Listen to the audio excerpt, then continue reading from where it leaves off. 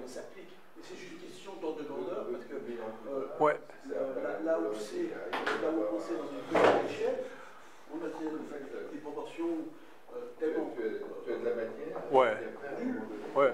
Quasi nulles, c'est plus considérable, mais on retrouve exactement les mêmes... Oui, la théorie newtonienne est une excellente approximation de la relativité générale dans la plupart des environnements et des situations. Ouais. Et l'utilisation des équations de générale pour décrire un phénomène à notre échelle. Ouais, n'a aucun. La présence de C va juste éliminer tous les... Voilà, c'est ça. Voilà. Effectivement, oui. Enfin, la physique newtonienne, enfin, la théorie newtonienne de la gravitation est la limite de la relativité générale à petite vitesse et petit champ gravitationnel. Voilà. Et c'est comme ça que, enfin, Einstein a utilisé ça pour obtenir ces équations. Et à un moment, il a dû exiger que la limite à faible champ et à faible vitesse soit la gravitation newtonienne. C'est-à-dire, ça fixe un élément important de la théorie qu'on doit retrouver. En fait, ça fixe les constantes, en fait, les constantes physiques. C'est-à-dire que dans les équations d'Einstein, la constante de gravitation intervient. Effectivement. Et c'est ça qui fait que ça redonne la physique newtonienne à la limite. OK.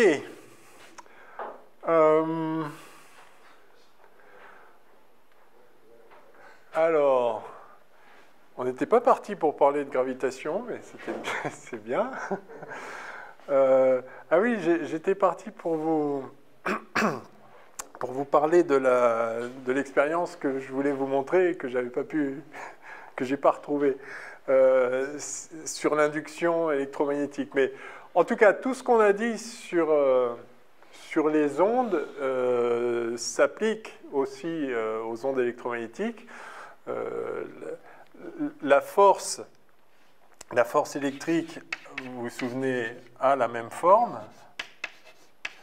Alors, sauf que les deux sont fausses en quelque sorte, mais au sens où ça, finalement, c'est la relativité générale, et puis ça, finalement, ça c'est juste l'électrostatique. Mais si on s'autorise à des situations où le temps varie, enfin où la situation électromagnétique varie au cours du temps, alors il y a des effets de propagation justement qui apparaissent et il faut traiter l'électromagnétisme non pas en statique, mais en dynamique, et donc c'est ce qu'on appelle l'électrodynamique. Et finalement, comme vous savez, ça conduit à la physique quantique aussi, et donc on parle d'électrodynamique quantique maintenant. Mais si on en reste pour l'instant aux équations classiques, de même que la relativité générale est une théorie classique, par opposition à quantique, de même, on a les ondes électromagnétiques qui sont des objets classiques par eux-mêmes, disons, qui peuvent être traités classiquement à travers les équations de Maxwell. J'avais écrit les équations de Maxwell la dernière fois, je peux les réécrire. Vous vous rappelez, la divergence était quelque chose qui décrit les variations, enfin, qui donne en quelque sorte le taux de variation spatiale du champ électrique. Donc ça, c'est le champ électrique en note E. Et vous vous rappelez, c'est relié à la densité de charge électrique. Ça, c'est juste un nombre lié aux unités. C'est une constante universelle, si on veut. On a la divergence du champ magnétique B qui est nul. On a le rotationnel du champ E qui, justement, quand quand on a une situation qui dépend du temps, vous voyez que la variation dans le temps du champ B, du champ magnétique, donc, est reliée à la variation spatiale du champ électrique. Donc ça, c'est important. C'est ça qui fait c'est ça qui permet la propagation des ondes, c'est que la variation d'un champ magnétique est liée, la variation temporelle du champ magnétique est liée à la variation spatiale du champ électrique, et de la même façon, la variation temporelle du champ électrique est liée à la variation spatiale du champ magnétique. Et c'est tout ça qui fait qu'en fait, une variation temporelle induit une variation spatiale et réciproquement. Et au bout du compte, quand on met tout ça ensemble, on voit l'équation d'onde des ondes électromagnétiques.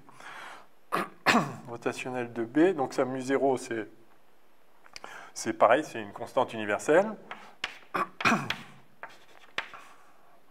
Pardon.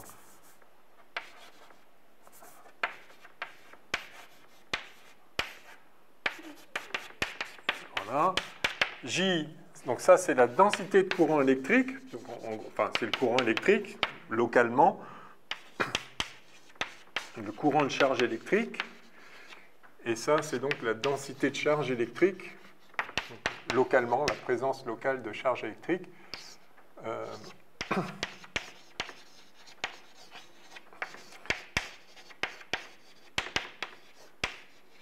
Voilà. Donc, pour ceux d'entre vous qui n'êtes pas du tout ni mathématiciens ni physiciens, peut-être que c'est pas joli à voir, mais je pense que vous pouvez facilement accéder vraiment au sens de ces équations. Encore une fois, tout ça, c'est des dérivées spatiales, c'est-à-dire ça décrit la variation dans l'espace. Ah, et c'est ce qui fait que si là, mettons que là, il y a un certain champ électrique, là, il y en a un autre. Enfin, en chaque point, il y a des champs différents. Ça trace des lignes de champ comme ça. En chaque point, il y a le champ qui vaut ce qu'il vaut. Pareil pour le champ magnétique. Enfin, vous avez des lignes de champ. En chaque point, il y a un champ magnétique. Vous avez tous, je pense, vu l'expérience où vous mettez un aimant sous un plateau et puis vous jetez de la limaille de fer. Et vous voyez se dessiner, il y a un pôle sud et un pôle nord, et vous voyez se décider les lignes de champ, c'est-à-dire que la limaille de fer vient en fait s'aligner sur le champ, enfin s'attirer,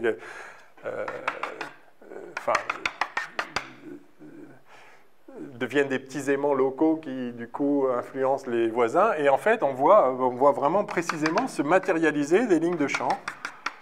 Et ces lignes de champ sont telles qu'en fait, en chaque point de cette ligne, vous avez le champ qui est dirigé le long de la courbe. Alors voilà, ça dessine comme ça des lignes, donc des lignes de champ électrique, des lignes de champ magnétique. Et donc, vous voyez qu'en un point, le champ n'est pas le même qu'au point d'à côté, etc. Et donc, la variation du champ dans l'espace est décrite par c'est des opérateurs vectoriels, peu importe à la limite ce qu'ils désignent. Ça, c'est lié à... Le rotationnel, comme le nom l'indique, est lié au fait que ça tourne un peu. Enfin, ça décrit comment le champ de proche en proche tourne un peu. Puis ça, c'est la divergence. Ça décrit comment les lignes de champ s'éloignent ou au contraire se rapprochent. Voilà. Donc, mais peu importe. Ce qui compte, c'est que ça décrit les variations dans l'espace du champ électrique ou du champ magnétique. Et elles sont reliées par un signe égal, c'est-à-dire que c'est la même chose. La variation spatiale du champ électrique, c'est la densité, est reliée à la densité de charge d'une façon extrêmement précise, c'est juste égal. Voilà. Et donc vous voyez que si vous avez des charges électriques, forcément ça doit créer un champ électrique. Sinon, si le champ était nul ici, on aurait quelque chose égale 0. Donc voilà, quelque chose égale 0, ça peut être que 0 ici. Donc s'il n'y a pas de charge, d'accord, mais s'il y a des charges, il y a forcément un champ E, un champ électrique, dont on sait que les lignes de champ doivent diverger d'une façon très précise, exactement comme ça. Donc vous voyez, les charges électriques induisent des champs électriques. De même, si j'oublie pour l'instant ces termes-là qui dépendent du temps, Donc en situation statique, s'il n'y a pas de temps, ici vous avez une... j'ai mis densité, je vais dire densité de courant. Pardon, j'ai oublié, j'ai dû le dire à l'oral, mais enfin bref. Donc ça c'est le courant électrique, ça décrit le courant électrique, c'est le mouvement des charges. Et donc, de la même façon, si on oublie les termes qui dépendent du temps pour l'instant, les variations spatiales de B, du champ magnétique, sont reliées à la densité de courant électrique. Donc si vous avez un courant électrique, vous ne pouvez pas ne pas avoir un champ B, non seulement un champ B, mais un champ B qui varie dans l'espace. Comment? Exactement comme ça. Vous voyez? Donc elles sont très parlantes, ces équations. Les charges génèrent un champ électrique et les courants génèrent un champ magnétique. Et lorsqu'on est en situation qui dépend du temps, vous avez ici ce qu'on appelle des dérivées temporelles, peu importe la forme du symbole pour ceux que ça n'évoque rien, à qui ça n'évoque rien, pardon, mais ceci traduit, de même que ça c'est les variations dans l'espace, ceci traduit les variations dans le temps.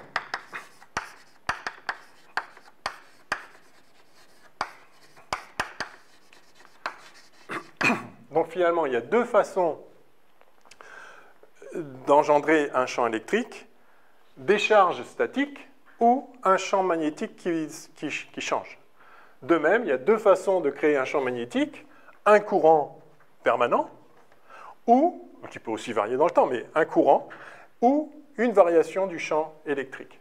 Donc il y a vraiment un jeu de couplage, c'est même au sens technique, il y a un couplage entre les équations qui gouvernent le champ électrique et les équations qui gouvernent le champ magnétique.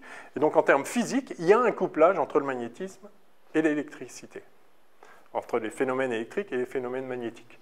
C'est ce couplage qu'a découvert Faraday, qu'a découvert dans d'autres circonstances Ampère en particulier, et sur lequel ont travaillé les physiciens, je dirais, dans la première moitié du XIXe siècle, jusqu'à parvenir à expliciter vraiment la forme de ce couplage. Alors, ce qui est intéressant, c'est que j'avais mentionné en particulier la loi d'Ampère, qui part du constat que quand on modifie le flux du champ magnétique à travers un circuit, enfin un fil métallique comme ça, une spire métallique, conducteur, peu importe le matériau, pour que ça puisse conduire l'électricité. Si vous avez un aimant et que vous modifiez le flux à travers quelque chose qui conduit le courant, il apparaît du courant alors même qu'il n'y en avait pas. Donc, un effet magnétique génère du courant. Ça s'appelle l'induction. L'induction électromagnétique est un phénomène que vous utilisez tous les jours, évidemment. Par exemple, si vous faites du vélo la nuit, enfin, ça dépend, maintenant c'est un peu différent, mais dans le temps, on avait des dynamos. Quand la roue tourne, ça fait tourner un petit aimant. Vous avez un fil enroulé sur lui-même, vous faites tourner un aimant, soit vous faites tourner la bobine autour d'un aimant, soit vous faites tourner l'aimant autour de la bobine. Dans tous les cas, ça fait varier le flux, ça crée un champ électrique induit qui crée un courant induit. Et le courant induit et allume la lampe, quoi. Voilà. Donc c'est tout bête, c'est simple. C'est intéressant de le voir par soi-même, parce que ça paraît magique. Vous avez un aimant qui en soi fait rien, il est là. Vous avez du fil, un fil de cuivre, quoi. Et puis vous faites comme ça, et il y a du courant qui apparaît, quoi. C'est quand même extraordinaire. Alors, ça veut dire aussi, soit dit en passant, et ça c'est un point important, on y reviendra sans doute une autre fois plus en détail, ça veut dire que eh bien, il y a de l'énergie associée à ces champs. Ce n'est pas juste un intermédiaire de calcul qui permet de comprendre l'action à distance. Une charge agit sur une autre charge. On dit, oh ouais, mais alors en fait, plutôt que de dire que ça agit à distance, on va dire que cette charge-là crée un champ partout et la charge ici réagit au champ. C'est ce qu'on a dit, voilà, ça permet de voir que les choses sont locales et de résoudre tous les problèmes associés au non-localisme, justement. Mais est-ce que c'est vrai ou est-ce que c'est juste une façon de présenter les choses? Parce que finalement, au bout du compte, c'est la même force.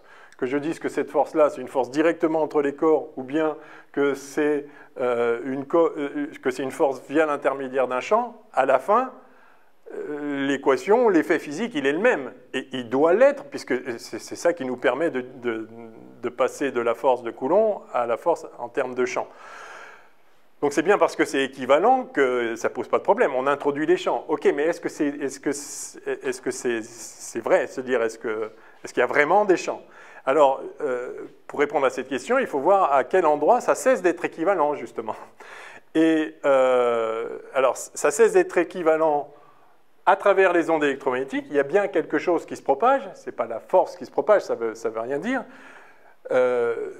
Donc, il y a bien une oscillation des champs, mais surtout, il y a de l'énergie associée à ces champs. Voilà, c'est-à-dire que localement, vous avez, partout où il y a du champ, il y a de l'énergie, et cette énergie, vous pouvez en faire quelque chose. L'énergie, c'est quoi? C'est ce qui permet d'induire une modification physique. Et effectivement, quand j'agite un aimant au voisinage d'un fil électrique, je dépense de l'énergie pour agiter l'aimant. Donc il y a un travail mécanique que j'établis. Et à la fin, j'ai un courant électrique. Donc ça établit un lien entre la mécanique et l'électricité. C'est très important parce qu'a priori, c'est des choses complètement distinctes.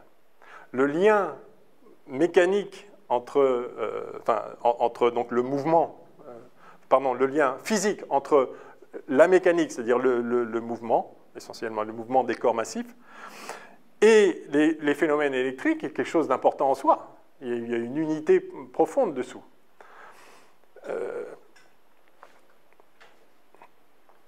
Et donc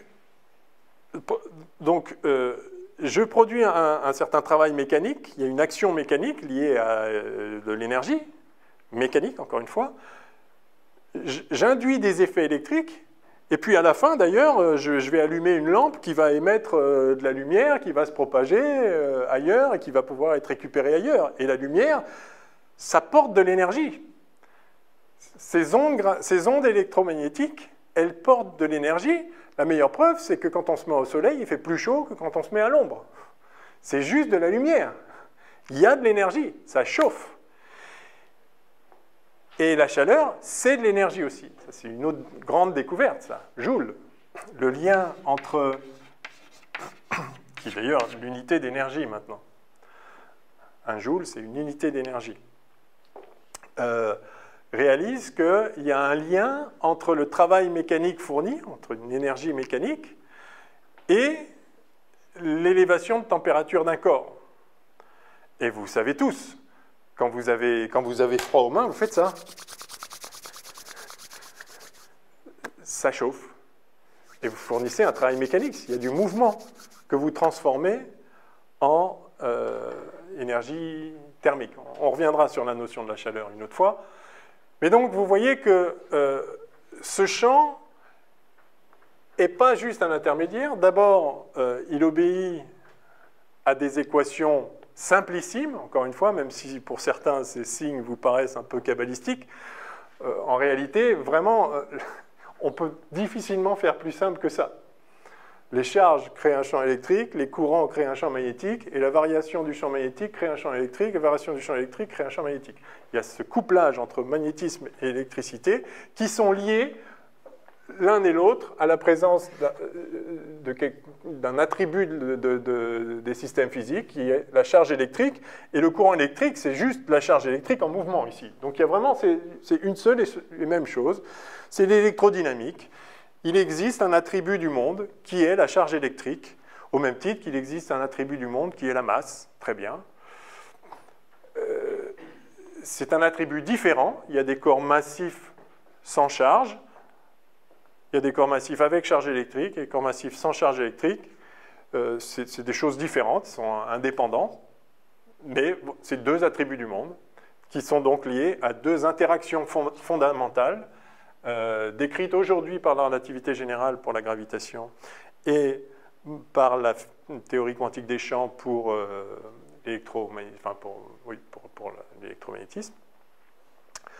Et donc voilà, c'est des ingrédients importants de notre monde. Oui. Si j'entends bien, la relativité générale n'englobe pas du tout l'aspect électromagnétique. Non. Vous avez bien compris. En effet, non donc oui. Enfin, ce que vous avez dit est vrai, comme c'était une phrase négative, donc oui, non. La théorie de la relativité générale est une théorie en fait de l'espace-temps. Et donc, l'électromagnétisme doit, disons, s'exprime dans l'espace-temps, et donc, de ce point de vue-là, la théorie de la relativité générale est une théorie de tout, y compris l'électromagnétisme, mais c'est quand même indépendant au sens où la relativité générale dit quelle est la géométrie de l'espace-temps et comment elle évolue, etc., et comment elle est influencée par les masses. Et donc, l'électromagnétisme décrit les interactions entre les charges électriques et les champs, le champ électrique, le champ magnétique. Ces interactions et ces champs s'établissent dans l'espace-temps, et donc ils s'établissent dans l'espace-temps avec la géométrie qu'il a. Et la géométrie qu'il a est fixée par la relativité. Mais la relativité en soi ne dit rien sur les lois de l'électromagnétisme. Voilà. En revanche, la loi simple disant que la lumière dans le vide se propage en ligne droite, donc les ondes électromagnétiques se propagent en ligne droite, ce qui sort à nouveau des équations. Ceci est une phrase qui ne veut rien dire si on ne sait pas ce que veut dire ligne droite. La lumière se propage en ligne droite. D'accord, c'est quoi une ligne droite? Ah, vous allez me dire, bah, c'est ça c'est une ligne droite. Ok, et moi si je vous dis, en fait, non, ça c'est une ligne droite. Est-ce que vous avez un argument pour me dire que ça c'est droit et ça c'est pas droit? Je suis prêt à l'entendre. Comment vous allez me dire que ça c'est droit autrement qu'en me disant, bah, vous voyez bien, c'est droit.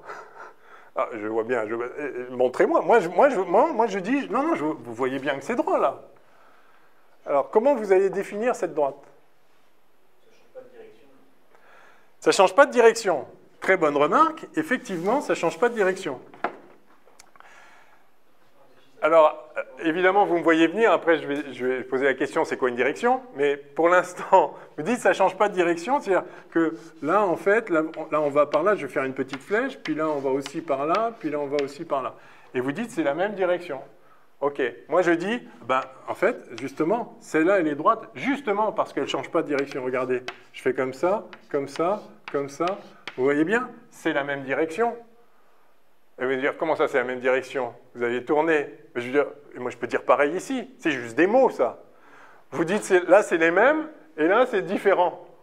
Non, là, c'est les mêmes, et là, c'est différent. Il va falloir un autre argument que juste une affirmation, dire, là, c'est le même, et là, c'est pas le même. Si j'étais aveugle, ou si simplement je ne regarde pas, et que je vous entende débattre sur le fait que là c'est la même et là c'est pas la même, comment je peux savoir de quoi vous parlez? C'est juste des mots.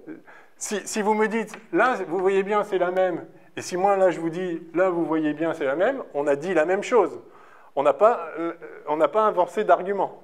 On pourrait dire, mais ça, c'est... On place un repère orthonormé, on prend 2 points, on dit que le vecteur de ces 2 points est collinéaire avec un vecteur directeur de droite.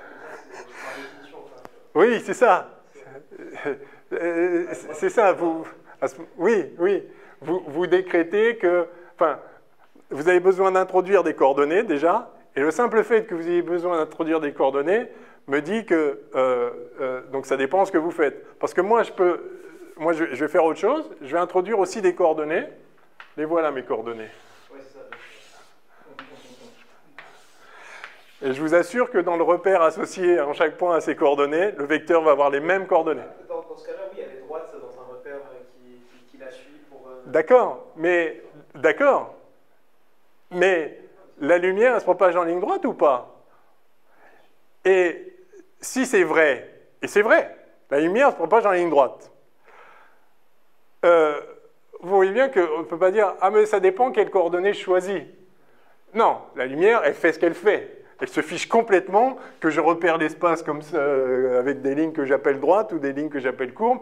Et les lignes que j'appelle courbes, je peux les appeler droites. Tant que vous ne m'avez pas donné un critère pour dire ce que c'est qu'une droite, je fais ce que je veux. Et la lumière, en tout cas, ce qui est sûr, c'est que la lumière, elle n'en sait rien. Donc elle va tout droit, point. Que je fasse des lignes comme ça ou pas, elle sait ce qu'elle fait, elle. Ouais. Si on veut dire que c'est le chemin, le parcours nécessite le moins de temps pour un mobile à la vitesse constante. C'est le chemin le plus court, la ligne droite. Donc, deuxième caractéristique, c'est ça à peu près que vous aviez en tête aussi. Très bien. Donc, il y a effectivement 2 caractéristiques, disons, qui définissent la ligne droite et qui se recouvrent. Dans notre intuition géométrique, il y a ça ne change pas de direction, donc la droite est toujours parallèle à elle-même, enfin, la tangente à la droite est toujours parallèle à elle-même, il faudra définir ça. Et la deuxième caractéristique, c'est que c'est le chemin le plus court entre 2 points. Et en fait, en géométrie euclidienne, c'est posé comme ça, boum, le chemin le plus court entre 2 points, c'est la ligne droite. C'est-à-dire, c'est pas démontré, c'est la définition, en quelque sorte. Mais donc, pour pouvoir définir la ligne droite, on a besoin d'une notion de direction. D'une part, on a besoin d'une notion de direction en un point, mais aussi une notion de direction en tous les points, en fait. Donc, notion de direction en chaque point.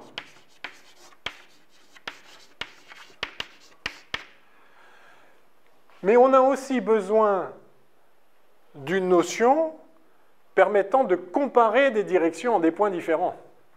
Et c'est là où ça devient très compliqué.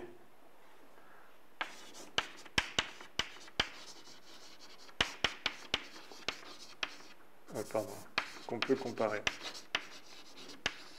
en des points différents. C'est là que ça devient compliqué parce que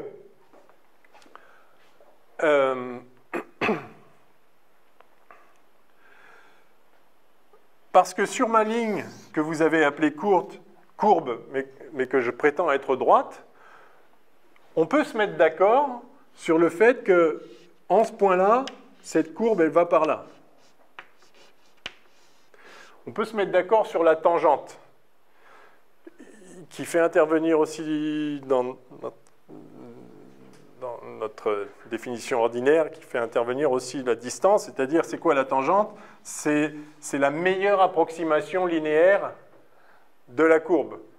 Mais ça, il faut déjà avoir une idée de ce que c'est qu'une droite, parce que sinon, la meilleure approximation de la courbe, c'est la courbe elle-même. Si je décrète qu'elle est droite, je n'ai pas besoin d'une tangente. Elle est elle-même sa propre tangente. Mais, et donc, ça veut dire quoi la meilleure approximation linéaire? C'est-à-dire celle qui, au voisinage du point ici, s'éloigne le moins.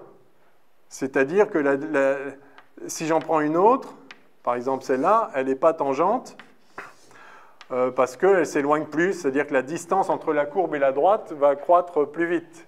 Mais vous voyez que j'ai aussi besoin d'une notion de distance là. Il faudrait quand même la fonder quelque part, cette notion de distance. C'est quoi une distance? Alors, on sait tous que c'est qu'une distance, ok, Pythagore, machin, ce qu'on a dit, ce que j'avais écrit là tout à l'heure, dx2 plus dy2, là, le carré de l'hypoténuse, etc. Oui, mais ça, encore une fois, c'est associé à une géométrie particulière. Et y a-t-il pas d'autres géométries possibles? Alors, pendant des milliers d'années, on a pensé que non, et on a fini par découvrir que si. Je reviens là, donc, il faut une direction à chaque point. Donc, on peut se mettre tous d'accord que ça, c'est la direction de la courbe en ce point-là. Puis là, maintenant, c'est cette direction-là. Puis là, ici, elle va dans cette direction-là. Puis là, elle va par là. OK. Maintenant, oui. Ça veut dire que vous avez une notion de après ou avant, où il y a une progression dans le temps. Oui, alors dans le temps ou dans l'espace, ça peut être en un autre endroit. C'est-à-dire, ouais, je peux parcourir la courbe effectivement dans le temps, si je veux, mais sinon je prends la courbe en elle-même et je peux dire est-ce qu'elle est droite ou pas. Et la réponse que vous avez fournie et que j'aurais fournie aussi dans un cadre normal de questions, c'est ça va tout droit, c'est qu'en chaque point, c'est la même direction. Ce que vous avez dit, oui, vous avez raison. La question, c'est comment définir une direction, et en admettant même qu'on sache définir une direction, ce que pour cette deuxième partie de l'argument, j'admets, admettons qu'on sache définir la direction et que voilà, on se met d'accord que ça, c'est bien la direction de la courbe à cet endroit-là. Comment je vais pouvoir dire que cette direction-là est la même ou elle est différente de celle-là? C'est-à-dire, il ne suffit pas de savoir définir une direction ici. Il faut que je puisse dire, il faut que je puisse propager la direction ailleurs, en quelque sorte. Et dire qu'en ce point-là, cette direction-là n'est pas la même que celle-là. Mais et comment vous allez faire? Et par contre, là, pour votre ligne droite ici, vous allez dire, si, c'est la même direction. En ce point-là, ça va par là. En ce point-là, ça va par là. Mais comment ça, cette direction, c'est la même que celle-là? Et vous allez dire, bah si, regardez, je prends ce vecteur et je l'amène là, sans tourner. C'est le même. OK? Et moi, je prononce les mêmes mots. Je dis, bah là, c'est la même que là, parce que regardez, je prends ce vecteur, puis je l'amène là, sans le tourner. C'est le même. J'ai prononcé les mêmes mots. J'ai pas fait le même mouvement. Mais vous dites, quand je fais ça, je tourne. Et moi, je peux dire, ah mais attendez, quand vous faites ça, vous avez tourné. Si je dis, oh là là, vous trichez, vous avez tourné. J'ai prononcé les mêmes mots. Mais tourner, ça veut dire le poignet, il tourne sur l'axe. Ben justement, et là, moi, je dis, ah ben là, vous êtes en train de tourner autour d'un axe. Et moi, je dis, tandis que là, moi, je tourne pas. Vous voyez, je prononce les mêmes mots. Et là, oui, mais c'est pas ça que le mot veut dire. Oui, d'accord. Alors, qu'est-ce qu'il veut dire? Justement, qu'est-ce que ça veut dire que ce vecteur-là est le même que celui-là? Qu'est-ce que ça veut dire? Alors, pour vous aider à voir que cette question n'est pas aussi débile qu'elle a l'air, parce que je conçois qu'elle a l'air idiote, mettez-vous sur la Terre, sur une surface courbe, en l'occurrence. Et maintenant, je prends ce point-là, et puis ce point-là, et puis je trace ce petit vecteur. Je vais prendre. Oui. Ouais. Okay. Je prends ce point-là et ce point-là, puis je trace ce vecteur-là. Voilà. Mais le vecteur, là, en fait, il est courbé, en fait. Puisque la surface de la Terre est courbe. D'accord? Donc, c'est pas un vecteur, ça, en fait. C'est pas un vecteur au sens où c'est un truc tout droit. Ou alors si, c'est ça la définition de la droite. Comment je définis une droite sur une sphère? La notion même de vecteur, telle qu'on l'introduit à l'école, je pense que tout le monde a vu les vecteurs. Vous avez vu à l'école? Oui, très bien. Donc, comment on introduit les vecteurs? On l'introduit à partir du plan et on dit, c'est un vecteur. Un vecteur, c'est quelque chose qui relie deux points en ligne droite. Je pars d'un point A, j'arrive à un point B, j'appelle ça le vecteur AB. Okay. Ça, c'est un vecteur entre deux points.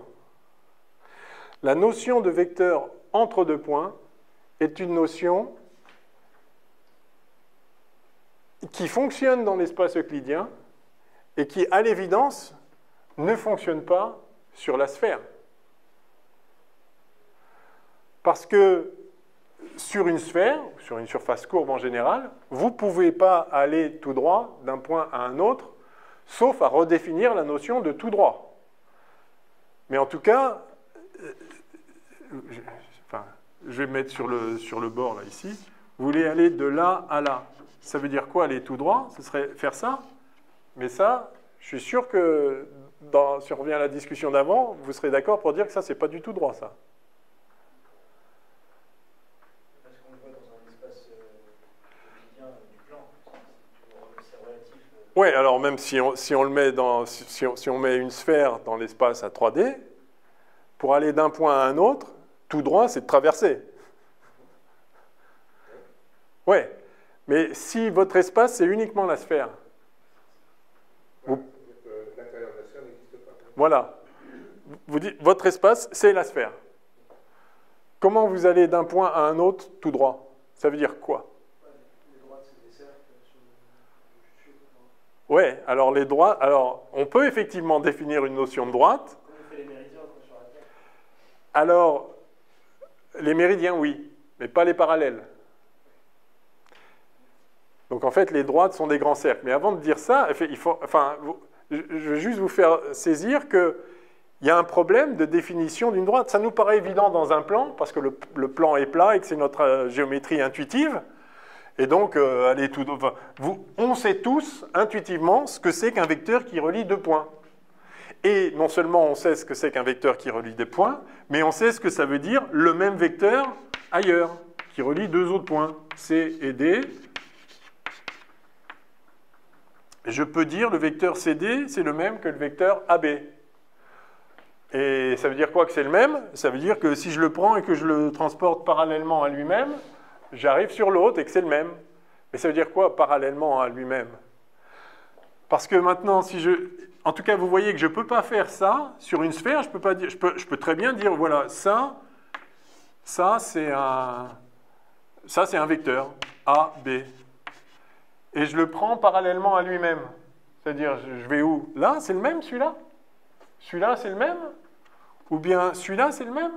Sauf que je suis en train de tourner. En fait, est-ce que je peux dire, est-ce qu'il y a un sens à dire qu'un vecteur quelque part, c'est le même qu'ailleurs? Ça n'a pas l'air.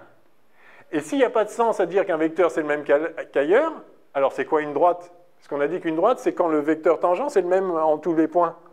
Mais s'il n'y a pas de sens à dire que c'est le même, parce que c'est juste pas le même point, c'est pas courbé pareil, c'est pas... Vous voyez qu'il y a un problème? Est-ce que vous voyez qu'il y a un problème? C'est plutôt ça ma question. Ouais.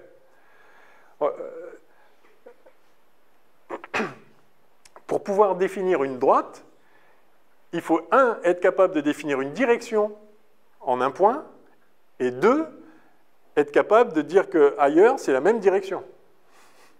Ça dépend toujours, comme on avait dit, du référentiel. Mais si on fixe un référentiel dans le plan, un point et deux axes, on peut parler après de translation et dire pas de direction si le vecteur ne suit personne de translation. Oui, mais qu'est-ce que vous appelez translation? C'est il garde les mêmes coordonnées. Ok? Mais moi, pas du référentiel, mais du système de coordonnées. C'est-à-dire que ce vecteur-là, c'est celui qui a une certaine coordonnée. Ici, j'ai un repère local, d'accord? Et donc, il a une certaine composante là, une certaine composante là. Ici, j'ai un autre repère local. Et donc, si je prends le vecteur qui a les mêmes composantes, c'est celui-là maintenant. Mais justement, pourquoi vous dites que ce repère, c'est pas le même que celui-là? C'est bien le repère, c'est bien le vecteur qui dans la direction de la même ligne. Ah oui, mais elle n'est pas droite, vous allez me dire. Attendez, je sais pas. Justement, on était en train d'essayer de définir une droite. Donc si vous avez besoin, pour définir une droite, de spécifier un système de repérage de l'espace particulier, vous avez déjà perdu. Puisque le système que vous choisissez, Vous allez en choisir un, moi je vais en choisir un autre, vous allez en choisir un autre, on va tous en choisir un différent, et donc on va tous avoir des notions différentes de droite. Ok, on pourrait admettre ça, sauf que la lumière, si elle va en ligne droite, elle va en ligne droite, indépendamment de si c'est vous qui choisissez ou si c'est n'importe lequel d'entre nous. Donc, il y a un problème de fond là. C'est que si on dit la lumière va en ligne droite, il faut pouvoir préciser ce que ça veut dire.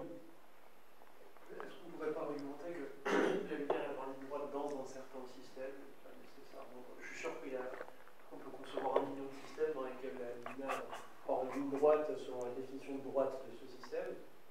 Pourtant, dans ce qu'on a adopté pour faire tous les calculs qu'on a fait en ligne droite, il y a la droite.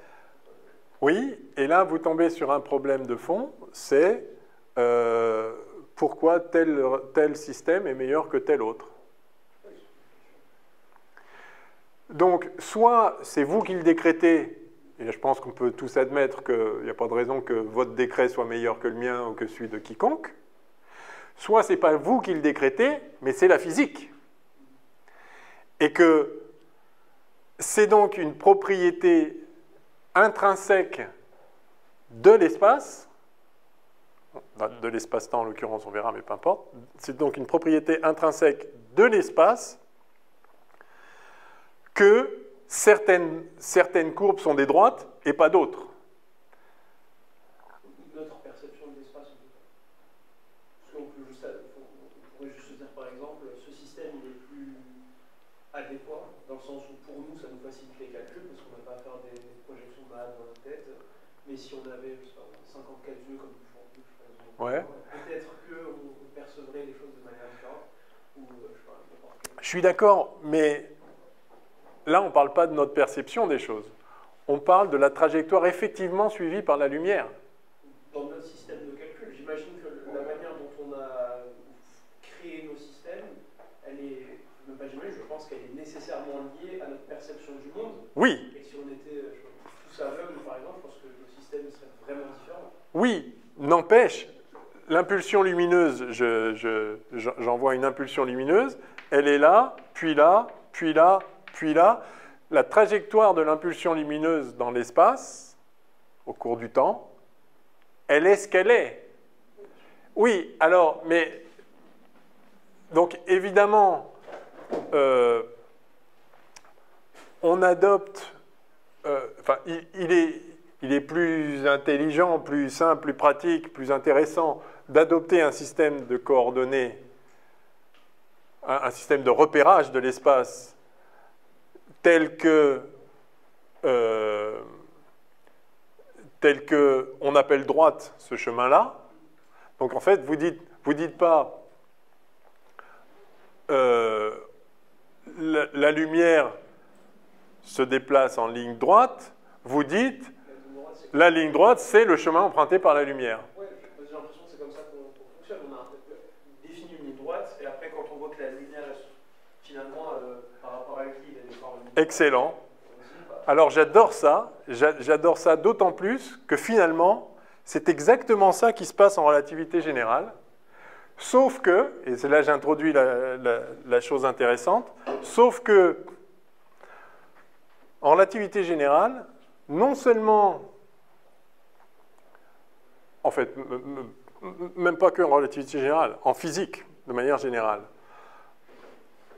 non seulement la lumière se déplace en ligne droite, mais un corps en chute libre se déplace en ligne droite. Alors, je retire le chute libre pour l'instant. Un corps soumis à aucune force se déplace en ligne droite. D'accord ?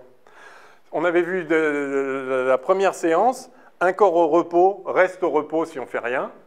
Alors ça, évidemment, ce n'est vrai que par rapport à certains référentiels, c'est exactement la même approche.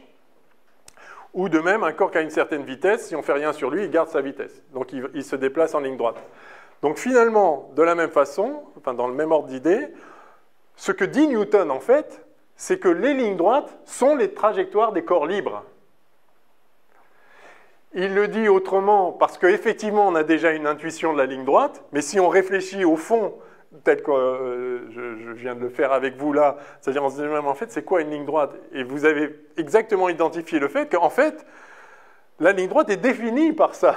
Ce n'est pas les corps suivent une ligne droite, c'est que la ligne droite, c'est la trajectoire suivie par les corps.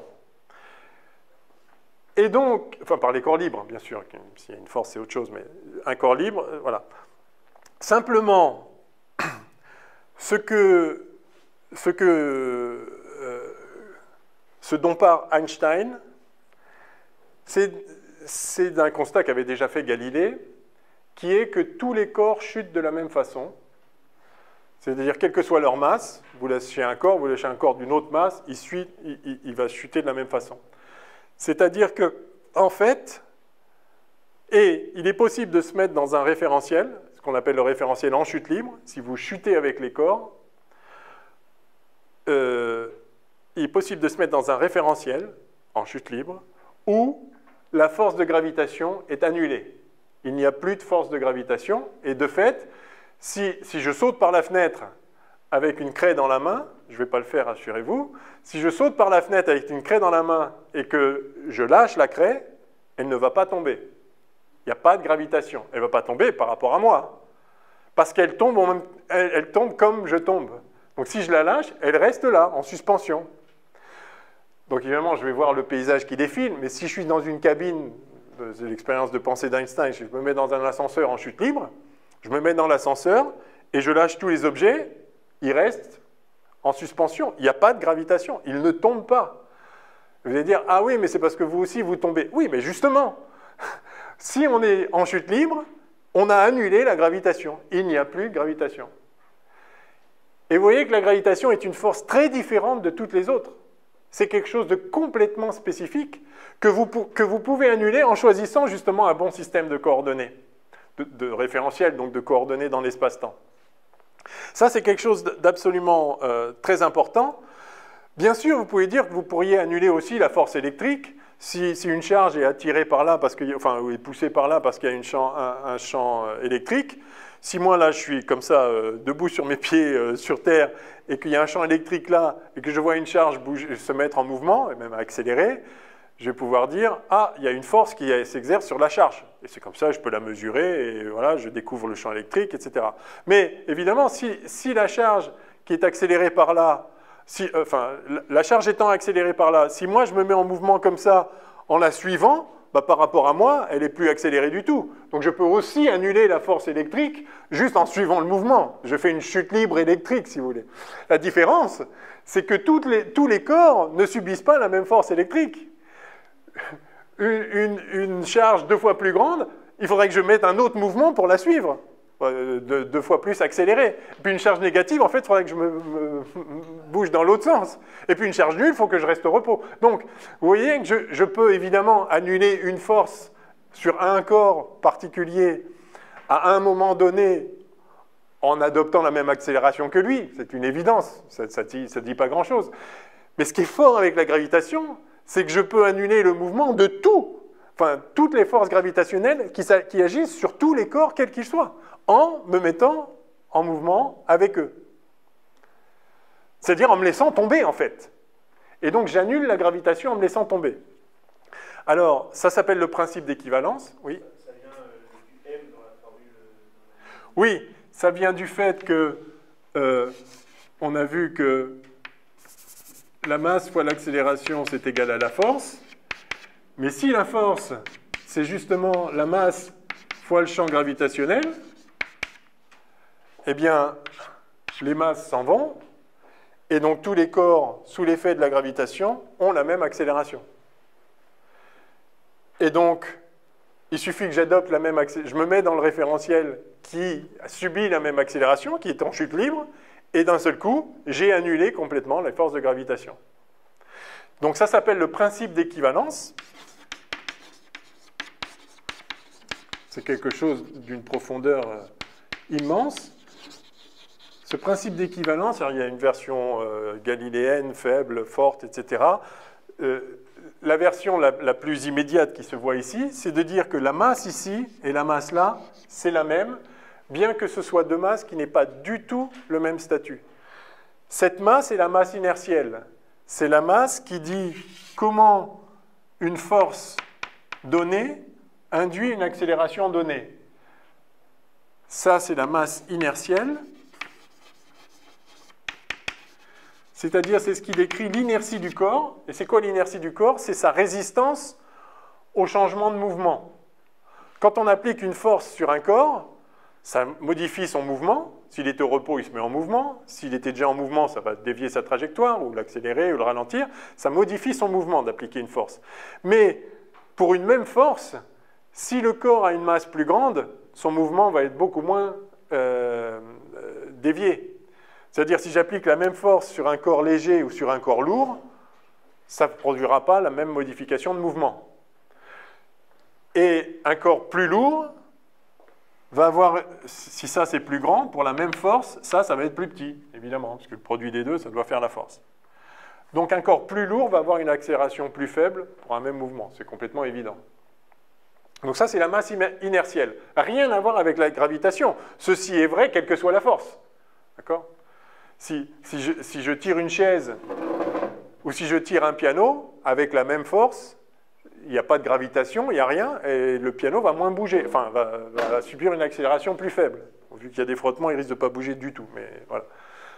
Par contre, là, ça n'a rien à voir. Ça, c'est la masse gravitationnelle. Ou la masse grave, comme on dit parfois.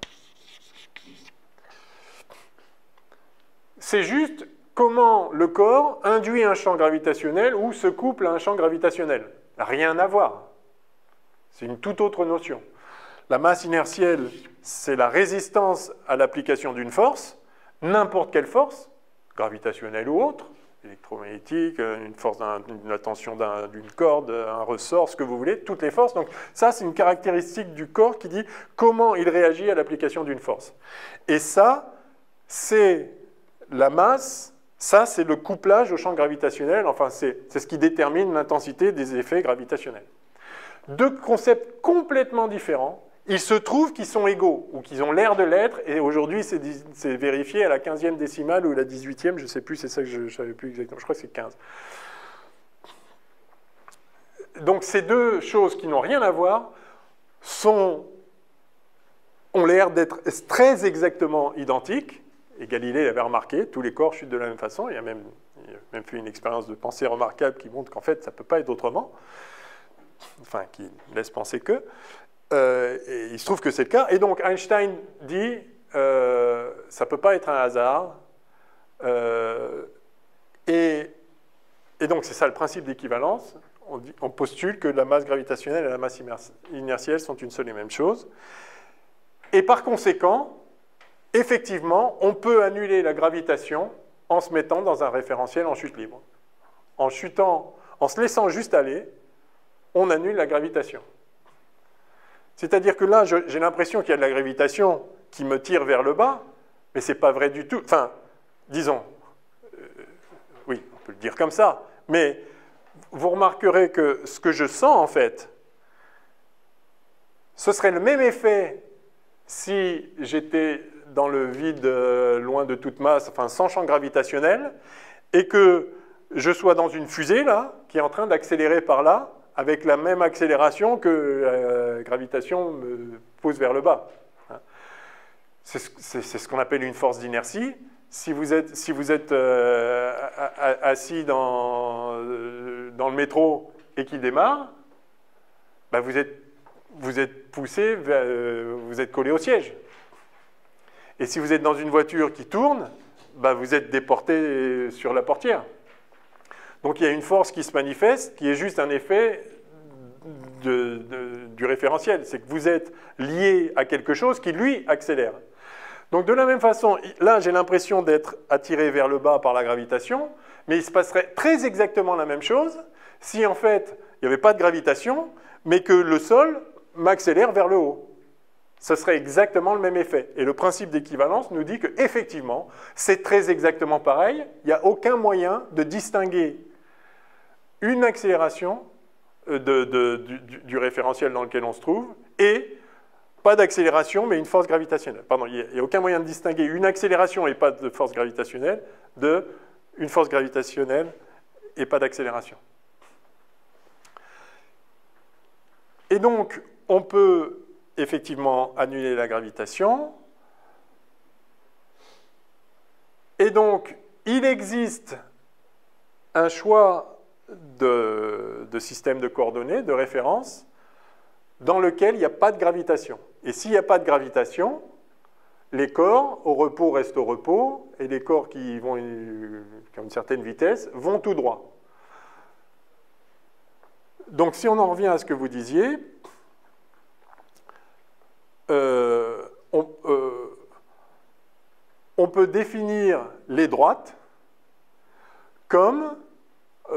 définir les droites d'un point de vue physique, il faudra voir comment le faire d'un point de vue mathématique après, sans doute pas aujourd'hui, on peut définir les droites comme les trajectoires suivies par les corps en l'absence de gravitation. Mais comme on peut annuler la gravitation, en fait, il n'y a pas de gravitation, c'est juste un effet d'un mauvais choix de système de coordonnées, en quelque sorte. Et donc, la loi, c'est que les corps sur lesquels ne s'exerce pas d'autres forces que la gravitation, parce que la gravitation n'en est pas, donc, qui ne sont pas soumis à un ressort, à une force électromagnétique, etc., les corps libres vont tout droit dans l'espace-temps. Dans l'espace-temps. Et maintenant arrive le point clé, qui est que ce que j'ai dit en disant qu'on peut annuler la gravitation si on est en chute libre, en se mettant juste dans le bon référentiel, c'est vrai localement, mais uniquement localement. Parce que, voici la Terre. Si je me mets en chute libre ici, j'annule la gravitation là où je suis. Mais quelqu'un qui est ici, il peut aussi annuler la gravitation. Mais à ce moment-là, il faut qu'il se mette en chute libre. Mais ici, en chute libre, c'est aller par là. Ici, en chute libre, c'est aller par là. Ici, en chute libre, c'est aller par là. Donc, ce n'est pas vrai que vous pouvez annuler toute la gravitation partout. Vous pouvez l'annuler localement. Si je suis en chute libre et que je lâche la craie, elle reste là. Mais dans mon référentiel, quelqu'un qui est aux antipodes va se mettre à monter plus vite vers moi. Si moi, je suis en train de tomber par là, tous les corps qui tombent avec moi sont au repos par rapport à moi, mais les corps qui sont ailleurs dans le champ gravitationnel vont avoir une trajectoire différente. Et pourtant, ce qu'on a dit, c'est que tous les corps en chute libre vont tout droit. Donc, ce qui se passe, c'est que vous avez le corps ici qui va tout droit. S'il est en chute libre, il va tout droit dans l'espace-temps. Mais ce corps-là aussi, il va tout droit. Mais il va tout droit en faisant ça, s'il est en chute libre. Et lui, en chute libre, il va tout droit par là. Et donc, en fait, ça, c'est deux corps qui vont tout droit. Éventuellement, d'ailleurs, ils peuvent démarrer. Vous voyez, celui-là, vous pouvez le lancer exactement dans la même direction ici. Donc, vous avez deux corps qui démarrent parallèlement et qui vont tout droit. Et ils se rapprochent. C'est ça, finalement, la gravitation. C'est que vous avez deux... Il n'y a plus de gravitation, on a dit. Juste les corps vont tout droit dans l'espace-temps. Mais en allant tout droit, ils se rapprochent. Et donc là, vous voyez que deux droites parallèles peuvent avoir des distances qui varient. Donc, d'accord avec vous pour définir la notion de droite comme la trajectoire suivie par les corps en chute libre ou par la lumière. Donc revenons à la lumière. Une ligne droite, c'est le chemin suivi par la lumière. OK. Mais au passage d'une masse, la lumière est défléchie. C'est un fait. Pourquoi? Parce que dans le référentiel en chute libre, elle doit aller tout droit. C'est l'expérience de pensée d'Einstein. Vous êtes dans un ascenseur. Pardon. Oui. Non. Vous êtes sur Terre, l'ascenseur est bien accroché pour l'instant. Bien accroché. Vous êtes sur Terre. Vous envoyez un rayon lumineux comme ça. Le rayon lumineux va tout droit. OK. Maintenant, si vous êtes en chute libre, pendant que le rayon passe, vous êtes en train de tomber. Donc en fait, par rapport à l'ascenseur, le rayon il est dévié vers le haut. D'accord? Enfin, c'est-à-dire, au début, il rentre là, puis quand il va sortir ici, l'ascenseur il sera tombé plus bas, donc il va sortir plus haut qu'il est rentré. Donc il a une trajectoire, il a été dévié dans l'ascenseur. Alors, il faudrait savoir, ça va tout droit ou ça ne va pas tout droit? Et la réponse, c'est que ça va tout droit dans un référentiel en chute libre quand il n'y a pas de gravitation, mais quand il y a de la gravitation, non, ça ne va pas tout droit. En fait, ça tourne exactement pour que dans le référentiel en chute libre de l'ascenseur en chute libre, ça redresse la trajectoire exactement de telle façon que ça va en fait tout droit. Dans le référentiel en chute libre seulement. Et donc, la gravitation affecte la propagation de la lumière. La gravitation dévie la lumière comme ça dévierait n'importe quel corps. Sauf que la lumière va plus vite, mais soit. Alors, comme ça dévierait n'importe quel corps, alors justement, en fait,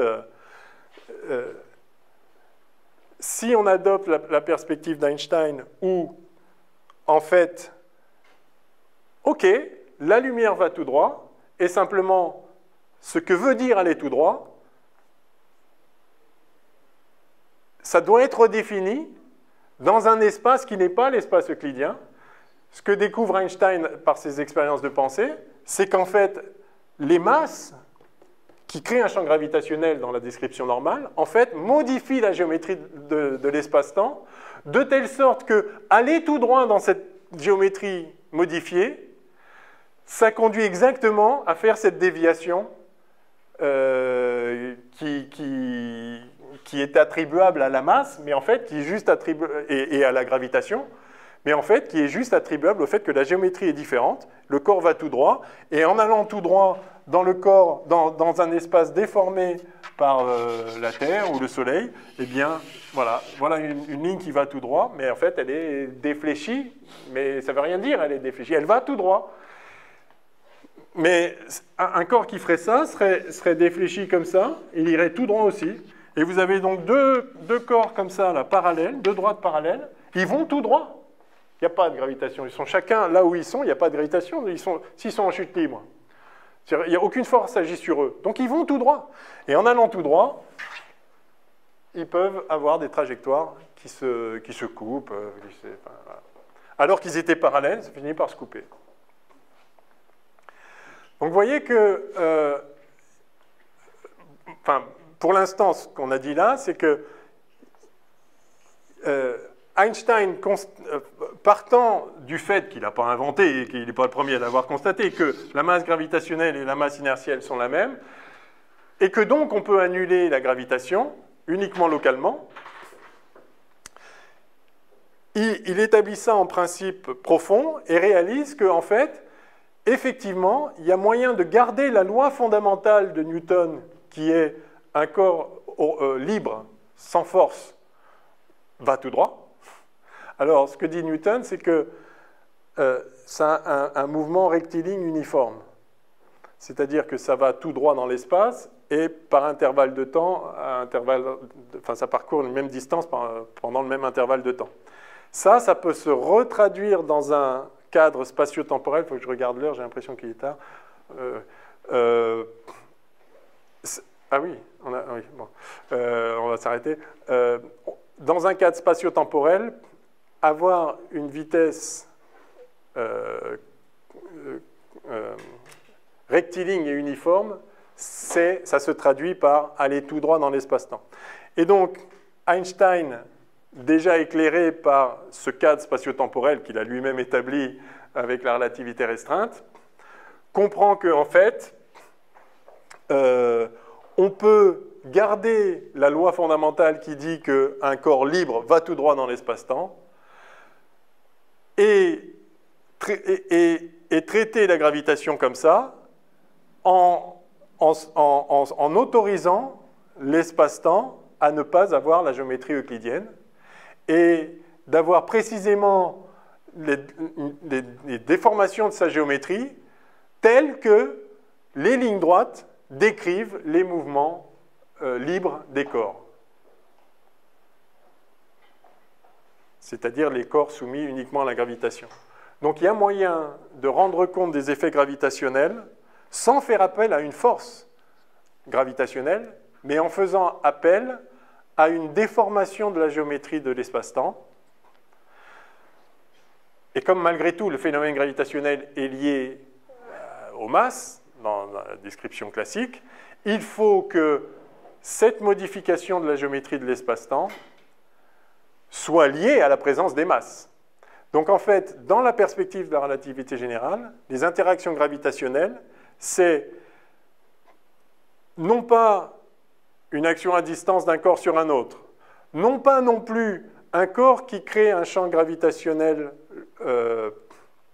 local, enfin partout, et un corps ailleurs qui réagit à ce champ gravitationnel local, mais c'est les corps qui déforment la géométrie de l'espace-temps et chaque autre corps qui réagit à l'espace-temps tel qu'il est, avec la géométrie qu'il a là où il est. Alors on peut quand même le reformuler en termes de champ en disant que, en fait, le champ gravitationnel, c'est la géométrie de l'espace-temps. C'est-à-dire que la présence d'une masse, avant on disait ça induit un champ gravitationnel quelque part dans l'espace, maintenant on dit une masse quelque part, ça induit une certaine géométrie locale partout dans l'univers. Et donc le champ gravitationnel, ça va être un objet qui décrit la géométrie locale. Et c'est la fameuse métrique que j'ai évoquée tout à l'heure, quand j'ai dit qu'on calculait les longueurs comme ça, enfin, qu'on pouvait trouver des systèmes de coordonnées où, enfin là je me mets dans le plan à 2 dimensions, je calcule les longueurs comme ça. En fait, la manière dont on calcule les longueurs, ça, je pourrais dire que c'est 2x, enfin ce ne serait pas homogène, 2x sur x0 là, et puis là, au lieu d'ajouter juste dy au carré, j'ajoute sinus de je ne sais pas quoi. Enfin, je peux modifier le coefficient ici. Enfin, donc, je vais avoir une fonction de x, y ici, une autre fonction de x, y là. Et ça, c'est une autre façon de calculer les distances. Why not? Et donc, le champ gravitationnel, en fait, ça va être quelle est la bonne façon de calculer localement les distances. Enfin, les produits scalaires dont on peut tirer les distances. Ouais. Du coup, ça prend comme ça, on est plutôt sur un bateau. Les gens qui sont plus lourds, ils tirent, et ils tirent les autres gens avec, c'est pas une propriété émergente du humain, c'est juste qu'on partage tous une sorte de... Mais est-ce que ça... J'ai l'impression que ça ressemble un peu à genre, les terres ou des trucs comme ça, quand on partage tous l'espace-temps, qu'il y a des gens qui appuient plus dessus. Oui, alors le terme appuyé est peut-être un peu trop imagé, au sens, disons déforme, voilà, influe. Ça implique que ça voilà. implique une forme. Oui, oui. Une forme, ça implique une rigidité, enfin, ça implique qu'il y a quelque chose. Oui, oui, oui. Oui, c'est ça. Oui, oui. Alors, sauf que donc c'est pas juste les masses, en fait, parce que avec la relativité restreinte, il y a eu une unification entre les masses et l'énergie et tout ça. Donc en fait, c'est toute énergie induit un effet gravitationnel, quelle que soit sa forme. Ça peut être aussi des flux d'énergie. Donc après, quand on regarde les équations en détail, c'est pas juste une masse au repos qui crée quelque chose. D'abord, au repos, ça ne veut rien dire, ça dépend du référentiel. Donc les mouvements, tout ce qui est porteur d'énergie, y compris le champ électromagnétique d'ailleurs. Donc par rapport à votre question de tout à l'heure, il y a un lien, mais qui est c'est-à-dire, encore une fois, la théorie de la relativité générale, c'est une théorie de la géométrie de l'espace-temps. Elle dit, voilà quelle est la géométrie de l'espace-temps, et voilà comment ça évolue dans l'espace et dans le temps. Donc voilà la géométrie de l'espace-temps. Et les équations disent, le voilà en question, c'est, compte tenu de où sont les masses, où sont les énergies, tout ce qui contient de l'énergie partout dans l'univers, influe sur la géométrie de l'espace-temps. C'est pas un peu bizarre que toutes les autres forces, j'ai l'impression, et même pratiquement l'énergie, elles sont causées par des particules élémentaires en fait, donc les champs électromagnétiques, distance des électrons et tout, mais la gravitation, j'ai l'impression pas vraiment. disons que la charge de la gravitation, c'est-à-dire la source de la gravitation, c'est l'énergie. En fait, c'est le tenseur énergie-impulsion, parce que c'est une quantité qui n'est pas scalaire, mais peu importe, c'est le contenu énergétique avec ces... Enfin, voilà. Oui, effectivement, enfin, vous avez raison, la gravitation, c'est quelque chose de vraiment différent. La façon dont la gravitation est conçue dans la physique, la meilleure dont on dispose aujourd'hui, est tout à fait différente de la façon dont les autres forces, les autres interactions, les 3 interactions fondamentales quantiques sont décrites.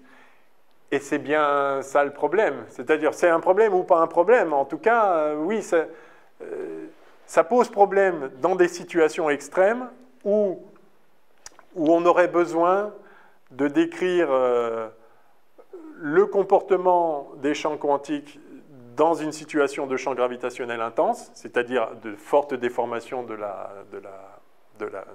géométrie, et inversement, dans des situations très singulières où la géométrie de l'espace-temps, d'après la relativité générale, devient singulière, c'est-à-dire où il est même plus possible de définir une géométrie, parce que c'est une chose d'avoir un espace courbe, mais il y a un moment, s'il devient singulier, par exemple, imaginez un cône. Ok, là, il y a une courbure, c'est très bien. Bon, en l'occurrence, c'est pas courbé un cône, mais c'est pas grave. Là, il se passe un truc bizarre, là, au sommet. Là. Il y a un moment, enfin, même oubliez, là, il y a un point, là. Il y a un pic, vous ne pouvez même plus définir une courbure, c'est singulier. Et dans l'espace-temps, au cœur d'un trou noir, vous avez une singularité. Et au Big Bang, si on remonte l'univers jusqu'au passé, la relativité générale nous dit, à un moment, le temps démarre, ou s'arrête si on remonte, c'est-à-dire il n'y a pas d'avant. Et donc, il y a des singularités. Et le problème, c'est que ces singularités, la physique s'effondre, mais la physique quantique donne énormément d'indications sur le fait qu'en fait, il y a une échelle, qu'on appelle l'échelle de Planck, au-delà de laquelle ça ne convient plus, la relativité. C'est-à-dire la description de l'espace-temps comme un espace courbe, mais avec une géométrie du type ordinaire, juste étendue, disons élargie, on appelle ça une variété différentielle. Cette géométrie-là ne tient plus la route. Et donc, il y a un point de friction entre le traitement de l'espace-temps comme un cadre général au sein duquel la physique a lieu, en quelque sorte, et puis la manière dont la physique a lieu, décrite par la théorie quantique, qui est une théorie qui est établie dans un espace qui n'est pas déformé. Alors on peut appliquer certaines modifications, mais seulement jusqu'à un certain point, parce qu'au bout d'un moment, ça devient incohérent. La topologie, en fait, n'est pas uniforme. Ce n'est pas la même chose partout, pas toutes les échelles. Alors, si on zoome, ça change. Alors ça, non, pas nécessairement. La topologie de l'espace-temps, a priori, non, ne dépend pas de l'échelle. En tout cas, il n'y a pas de loi d'échelle. Alors il y a des gens qui essayent de faire de la relativité d'échelle, qui ne remettent pas en cause la topologie, mais pourquoi pas? Enfin, on peut imaginer plein de choses. Mais aujourd'hui, on n'a pas de description sur un même plan de toutes les interactions. Et effectivement, l'interaction gravitationnelle est à part. Mais on comprend pourquoi. Parce que l'interaction gravitationnelle n'est pas une interaction, c'est une théorie de l'espace-temps, au sein duquel les forces agissent. Donc c'est deux choses différentes. Est-ce qu'un jour on pourra quantifier la gravité? Alors vous savez que c'est énormément de chercheurs, enfin énormément de chercheurs, il n'y a pas énormément de chercheurs quand même, mais beaucoup de gens dans la recherche essayent de trouver une théorie quantique de la gravitation, une théorie quantique de l'espace-temps, etc. Pour l'instant, il y a plusieurs pistes. Pour l'instant, il n'y a rien d'établi, de définitif. Il y a plusieurs résultats qui laissent entendre que c'est peut-être une bonne voie, celle-là aussi, etc. Mais on n'a rien. Au point qu'on peut aussi se poser la question, est-ce que vraiment il faut quantifier la gravitation? Puisque effectivement, c'est quelque chose de différent. C'est-à-dire, on cherche une gravité quantique, mais est-ce que vraiment il y a nécessité de ça? Parce que ce n'est pas une interaction, la gravitation. C'est la géométrie de l'espace-temps. D'accord, mais sauf qu'il y a un moment, il y a des conditions expérimentales par la pensée, et aussi dans certains environnements astrophysiques, où on aurait besoin de mettre les deux ensemble, et elles ne sont pas compatibles.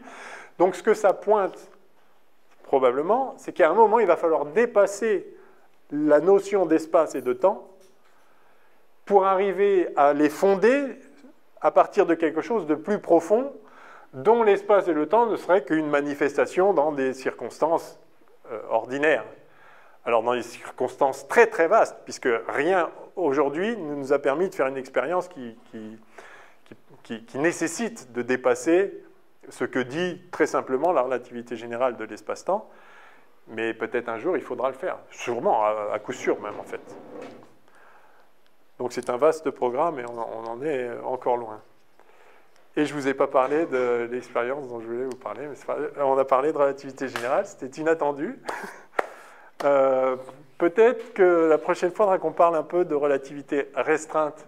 D'abord, c'est un peu plus simple conceptuellement. Je ne sais pas si c'est plus simple conceptuellement, peut-être pas. Puis il faudra quand même qu'on revienne peut-être sur la définition d'une droite, mais ça devient très vite technique. Je ne sais pas si c'est si utile que ça pour vous. On verra. Par contre, relativité restreinte, le temps, dilatation des temps, contraction des longueurs, vous avez dû entendre parler de ça. Ça, c'est absolument capital. Et c'est simple. Ça défie l'intuition, mais c'est très simple, vous verrez. Et je pense qu'il faut qu'on parle de ça la prochaine fois. Dernière question, non, c'est bon? On s'arrête là? Allez, je crois qu'on a bien dépassé. Ouh là là, désolé.